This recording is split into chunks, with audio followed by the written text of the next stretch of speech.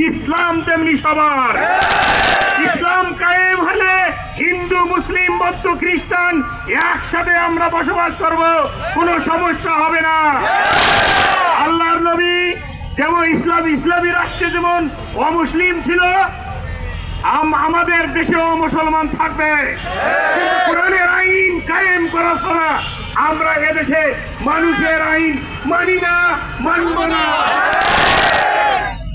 আজকে রমজান মাসের এই স্বাগত মিছিলে আমরা ফুলবাড়িবাসীকে জানিয়ে দিতে চাই, আপনারা আসুন কোরআনের পথে, আসুন রমজানের পবিত্রতা রক্ষার জন্য।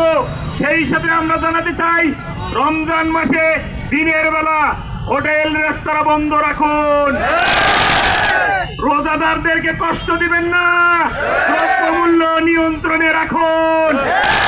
পৃথিবীর সব দেশে রমজান আসলে দ্রব্যমূল্যের দাম কমে, কিন্তু আমার দেশে রমজান আসলে দ্রব্যমূল্যের দাম বাড়ে।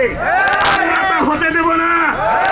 প্রশাসনের ভাইদেরকে বলতে চাই, আপনারা সজাগ থাকুন, এ দেশে দ্রব্যমূল্যের দাম বাড়াতে দেবেন না।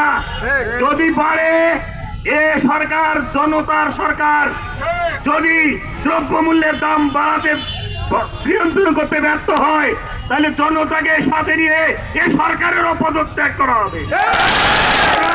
আসুন আমরা আগামী 1 মাস নিয়ন্ত্রণে আল্লাহ তাআলা যে বিধান দিয়েছেন সেই বিধানের মধ্যে চলি, আমরা নিজে রোজা থাকি, নিজেরা অন্যদেরকে কষ্ট না দেই।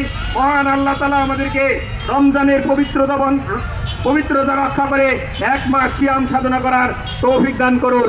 আমিন। ওয়া আখিরু দাওয়ানা আলহামদুলিল্লাহি রাব্বিল আলামিন। আসসালামু আলাইকুম ওয়া রাহমাতুল্লাহ।